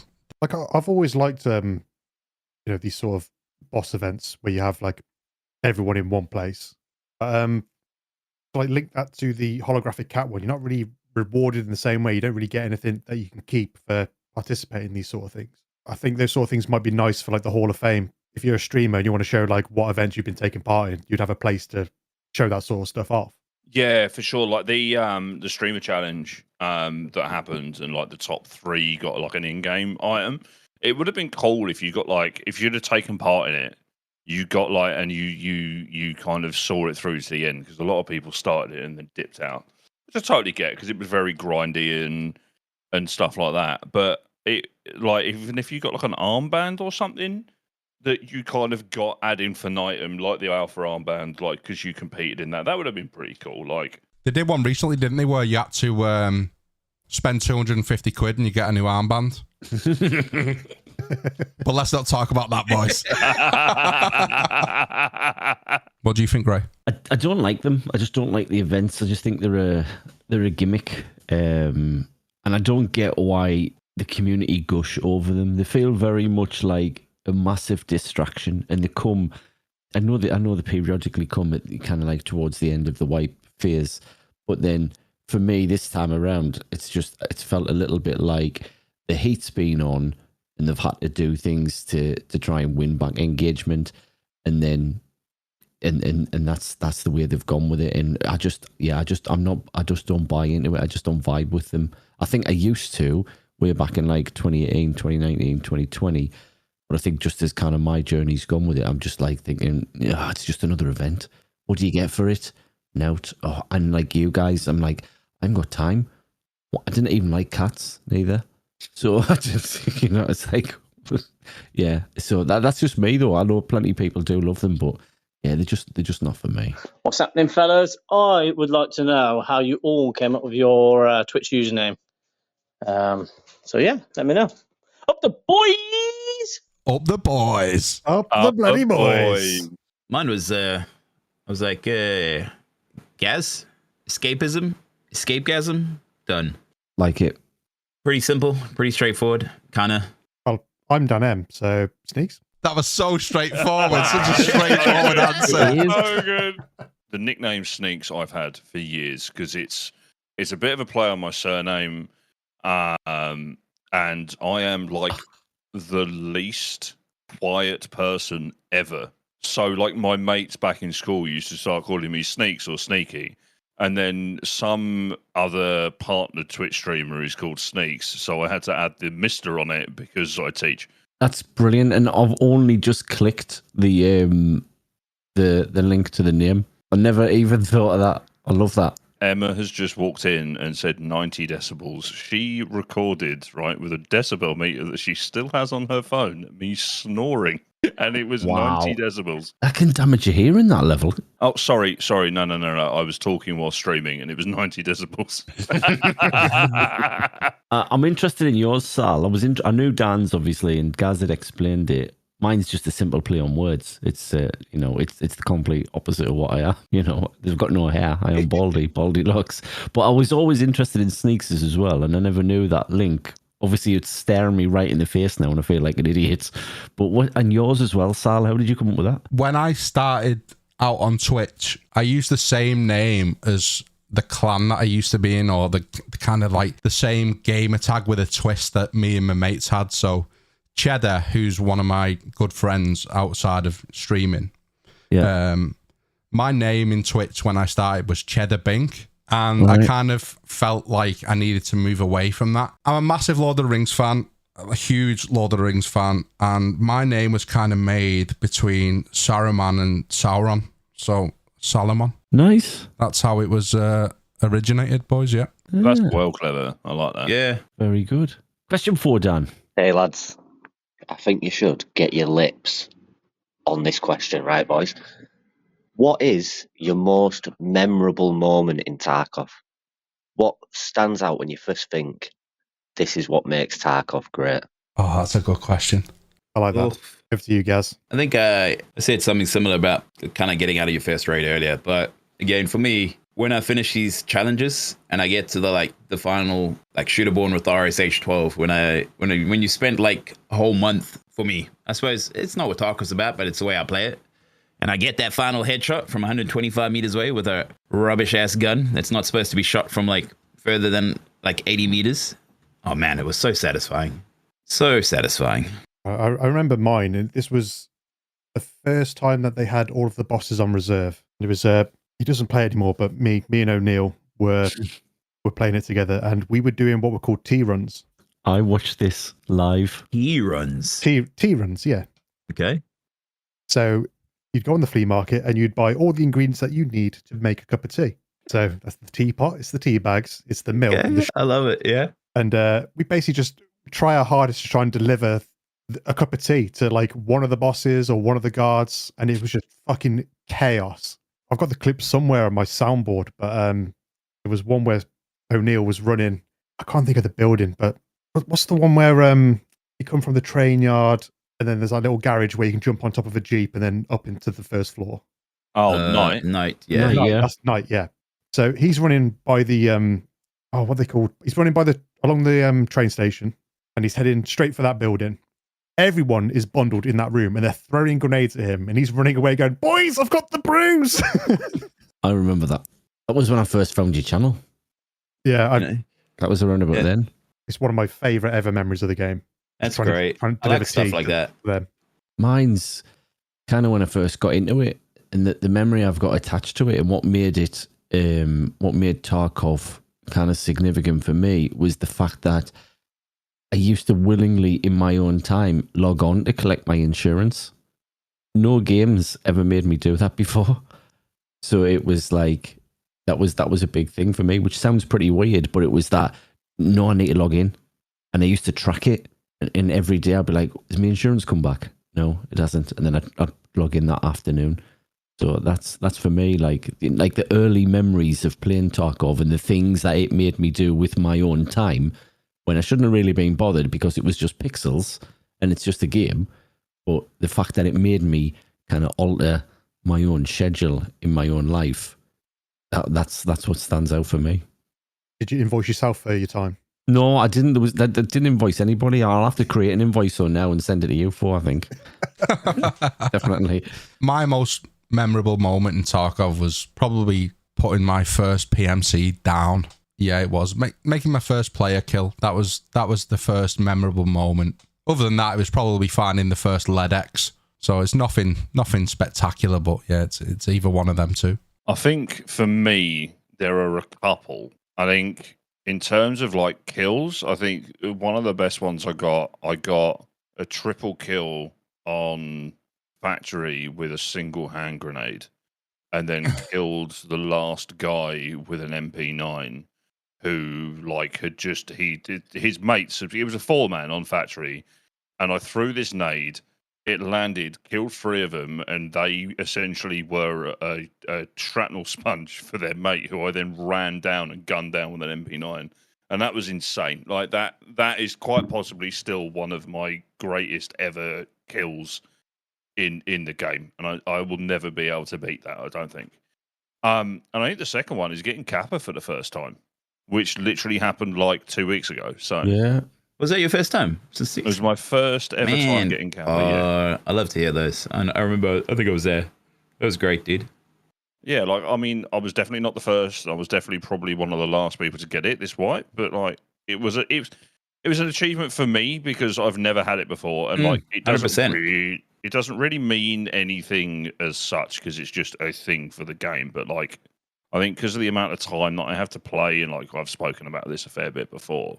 Like the fact that I was able to do that in the limited amount of time that I can put into Tarkov, like I think that was a really big deal for me. One more to add onto mine is this current space we're in at the minute with Last Hero on Arena. You've been loving that. I've been watching you slay out on that, dude.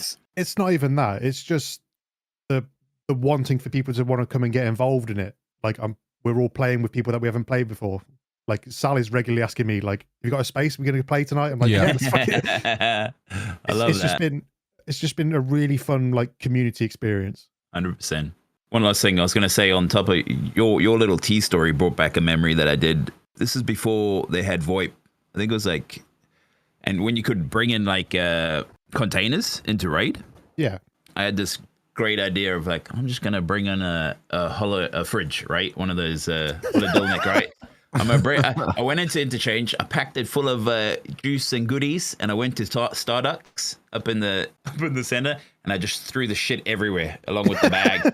And then I was trying to get people. I just went in with like a Red Rebel, whatever it was, and I was like hitting the walls, trying to get like a PMC to come. Like, look, don't kill me, but grab what you want. Look at this spread I've put on for you. Look what I've done. Come and enjoy yourself. Some dickbag came and like tried to shoot me up. Do you remember when we server took over Interchange with Nonny, and we literally filled Kiba with just like random shit and smoke grenades? I remember that. And then Keps got killed by an AI scav. Scavved back into the same server, and then we all extracted at the co-op extract. Like literally the entire lobby extracted. That's crazy. At the same time, it was brilliant. I've still got photos, like screenshots of it somewhere. I have lovely memories of playing with Nonny and getting TK'd. But that being said, I remember I played one raid with Nonny, and this is when the KS shotgun first came out. And like, I suppose I didn't do the maths, and I was like, Nonny, do you want to test one of these on your leg and see what they do? Like, point blank range, I just shot him in one of his legs and he just folded. Because like all the pellets obviously connected, he just flopped. Boonk. It was great. I remember one, it must have been this year, he was playing with Ontorius, and Onto was like inside Interchange down by like the idea office, and he's running directly at Nonny. And then Nonny's like, he's got his crosshair on him, and he's going, he goes, are you outside? And then Onto goes, no, I'm inside. And he just shoots him. He's like, what'd you do that for? He's like, oh, I meant like, are you outside idea office? Oh my God. Okay, on to message number 5. So I'm not going to fart in your ear this time, boys, but I do want to know, if you guys didn't do streaming and gaming, what other creative outlet would you do? Yeah, I'm not talking about golf. I'm talking about something creative. Tell me, what will you guys do if you didn't play games? I lied about the fart. For fuck's sake. I swear to God, I'm gonna kill him. I'm absolutely gonna murder him when I see him face to face. I'm gonna honestly. What was he like? Okay, Gaz. Creative outlet. I'd probably do art. Some sort of art. Painting, drawing. Yeah, I think that's where I'd go. See, Sam's gonna fucking love my answer because it would be photography. Oh, really? Yeah, I've dabbled before. Used to take like a lot of photos of cars and car shows and stuff. Really enjoyed it, and then streaming just took over everything. I would do a 180. I would give up the streaming and go back to that. I think I like building things. I'm pretty good dab hand with DIY and stuff like that, or helping people finish projects, or and getting stuck in and doing stuff like that. If I wasn't, obviously he says not golf before he farted down the mic goes. So if it was limited, I'll get stuck back into kind of like DIY projects and helping people kind of design things and build things like I used to do years and years and years ago. Mine would be music. Before COVID, I was in a metal band that was doing really well. COVID kind of fucked it, and I think... Was that the name of the band? Yeah, that was the name of the band. COVID kind of fucked it. That's pretty cool. The name of the right? band was Antimony. And we were doing really well, but COVID kind of made us all realise that, look, there's something else to do now, and we're kind of enjoying doing that instead. So yeah, I mean, if content creation and streaming wasn't a thing, it would be pushing on that live performing music and music production, and yeah, that's what I would do. I've currently got a load of Space Marines looking at me that haven't been painted. So like I've always been pretty creative, and I think like I do a lot of like model building and painting and stuff, and I play music. I've always played in bands. I play drums, so that kind of stuff would continue. And I mean, like I fell out of love with a lot of like the kind of painting hobby over COVID, because I burnt myself out on it. I did a shitload of painting and building and stuff at the start of lockdown, and then I kind of went, what's the point? I haven't got any games to play. Like I lost love for it. Mm-hmm. But since I've started streaming, and especially since we moved to the new flat, because I've got so much more space, Like, I can do that and stream at the same time. So I would still be doing that regardless of whether I was streaming or not. I think it just gives me a little more of a push to actually do it, because a lot of the time I'll go, I'll do some painting, and I'll completely forget about it. But and as well, music, like I've played in bands on and off, like pretty much since I was like 10 or 11. So yeah, just playing shows and making music and stuff. I was gonna say, coming to Cell, your the first time I ever heard about you was one of the sound alerts I think you put on one of your, was it like a Tarkov song? Oh yes. Yeah. And I had it on stream, and Venom came in one day and was like, hey, that's someone made that. I was like, what, really? And then that's where I like got put onto you. Was that I was like, that was great. What was it Tarkov called? with my mates? Yeah, it was great. I've done loads of stuff with music and to do with like the community and stuff, and the amount of Untorious mega mixes that I've done are just insane. Oh my God. You know, so Chicken. maybe we'll do Coke. another one of them, boys. Soon. I remember you maybe like last year. You did a music stream, and I remember you were writing some riffs and stuff. You're like, nah, let's do something fun. And then you called me out and were like, can you send me some Ontorious clips? I was like, yeah, okay. So I slung them all in your DMs, and then you just started writing more riffs, dropping in all of these fucking sound clips, and made another mega mix like I was out there. of nowhere. Yeah. It was Yeah, so I have a good. tendency to do that. Yeah, the music can only go so far, and then I need Ontorious to drive it. On to message number 6. Hello, boys. It's Venom. I'm really enjoying your podcast. Good work so far. I've got one question for you. If life was a video game, what cheat code would you use the most? Venom, I absolutely love you, brother. Thank you very much for that message. It sounds like you've got like an answer in the barrel, but we're gonna go to Gaz. Nah, You've nah, been practicing. Me and Like Venom that. go back to like the early days of me streaming, honestly. And Venom's just such a good hearing his dude. voice there, man. Venom, we miss you. Love him. Absolutely love him. 100%. Go live one time real quick. He's He adulting is. hard right now, and he's owning He's it. doing really well. I love it. You're related to him, aren't you, Gray? Yeah. He's actually my offspring. Ask him about it next time he's live. It's Ask one him of about it. one of my favorite like long running jokes in Twitch. Yeah. Because he'll ask you something, and then you'd be like, "Ask your mother." Mother. Didn't you donate him some money when he was streaming and just went love from dad? Kiss. Yeah. Like the And I think it was on his screen for about 3 weeks till somebody else dropped him a dono, and I was thinking, you daft bugger. But yeah, he's a good boy. Yeah, we've had a long running joke, haven't we? That was just off when he came in the stream, wasn't it, Dan? Yeah. Good stuff. He's a good kid. He's a good lad. What's your cheat code in Sal for life, Instant head eyes. Dan? I don't know how are we doing the question? Is it like in Tarkov or like in life? In life? It's just in life. So Sal just wants to head eyes everyone. No, I Yeah, will. I was gonna That say, is, that's I'm not what gonna I was lie. wrong. That is going to get edited out. If Stell's gonna head eyes everybody, I want IDDQD. It must have been a tough weekend. It's got to be unlimited money, right? Yeah. It has. That's definitely up there. Unlimited money or God mode? What's Yeah. the Did you- cheat did it- code for that then? IDDQD. Down, up, circle, X, Did- R1, L2, Did you- X, triangle. Did any of you play Doom? Like the original Doom? Yeah, way back. Yeah. IDDQD was the original, if I'm not mistaken, God mode for that, right? It's the only cheat I probably ever used. So you'd have the same one for life. We'd need it if Cell's got head eyes. Yeah, you would. Yeah. Prefer me and my head eyes. Like you wouldn't be able to die, but you'd constantly get like hit in the head at just random times of the day. I'd use code invoice. Unlimited money again, though, isn't it? Unlimited money again.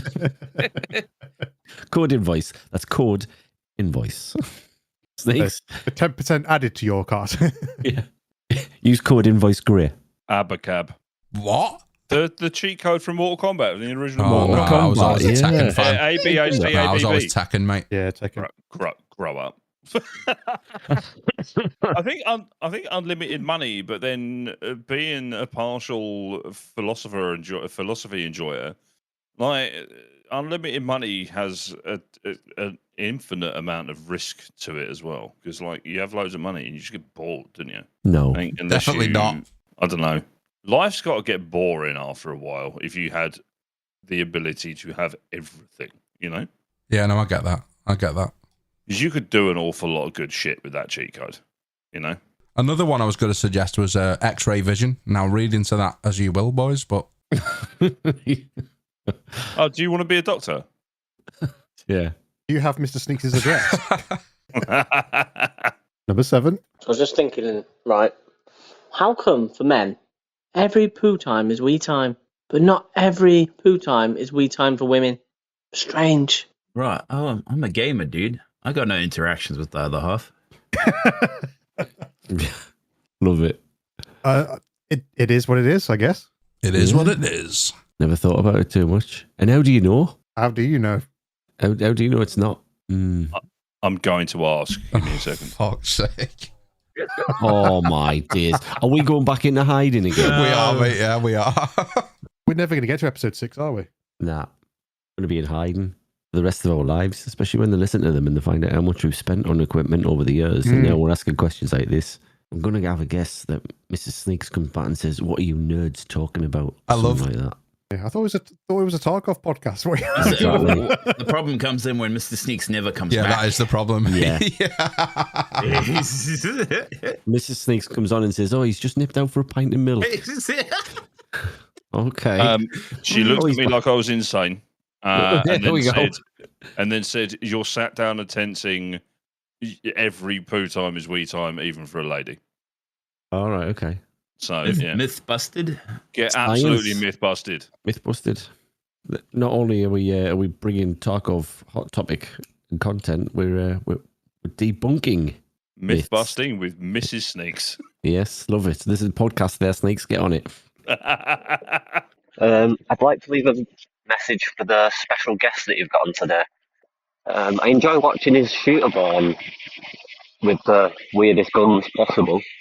Really big achievement. But an achievement I'd like to see is getting those lips on this pipe one time for the boys. Knew that was going there. I was ready for it. You've been called out, mate. I was waiting for that. I was expecting it, and then get yourself fucked right off. That's the best impression I can do of him. Is there a question? No, I don't know. I don't know. That one kind of just. I think that was just a statement, right? I think it was more of a demand than anything. Yeah. Yeah. My DMs are open. The answer's yes, basically. Check under the bed before you go to sleep, Bro, guys. let me just put that on my notepad for a bit, but hold on.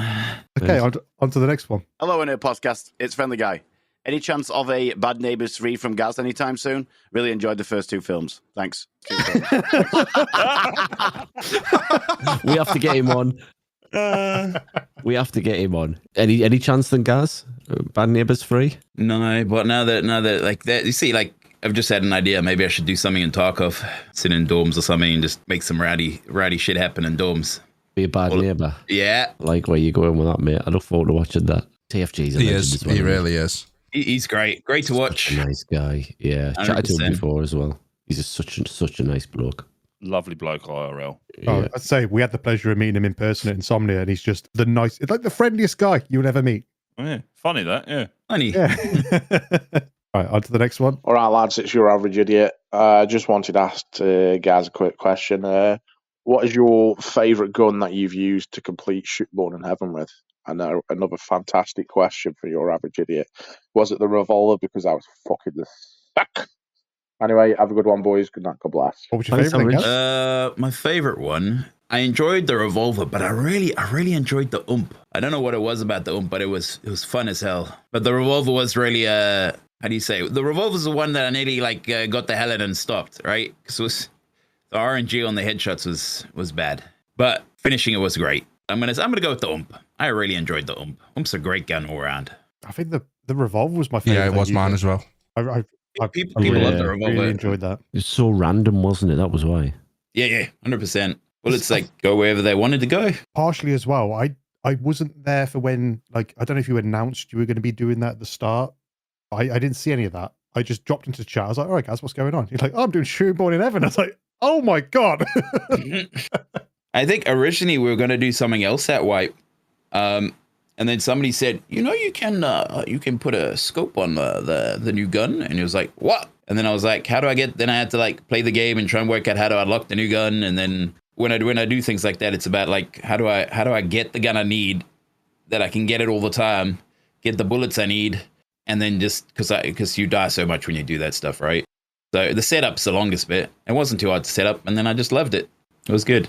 We have very good. We got one final message. Kevlar again with a cracking question.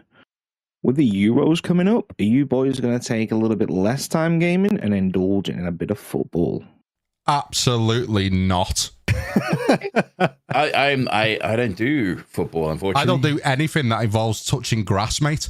I'm actually allergic to grass. Wait, what? Really? So that's a no from me. That's a big no.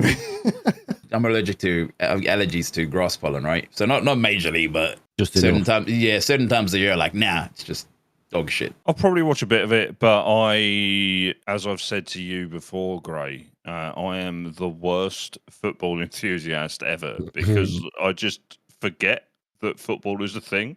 And and everyone's like, oh yeah, how was the Chelsea game? And I didn't even realise we were playing last night. I'll probably watch a bit of it. I do seem to watch a little more football when it's like an international comp, but I'm definitely more of a rugby enjoyer. So who do we think is going to win the Euros, boys? Oh, it's coming up. Not too sure. I like your positivity though, boys, but I'm not convinced.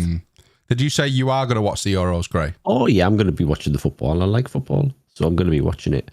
Will it affect your gaming commitments? It'll affect my gaming commitments. Well, it's summer. I'm normally quite busy in the summer anyhow, Dan, right? So my gaming commitments always dip in the summer months anyhow. So it will affect my gaming commitments because I'll be far, far, far more persuasive to having a pizza, a beer and watching the football than I will to sit in a queue for 12 minutes to play Tarkov. I think France will win the Euros. I think you should get fucked Just off. got to say it as it is, mate. I think France will win the Euros.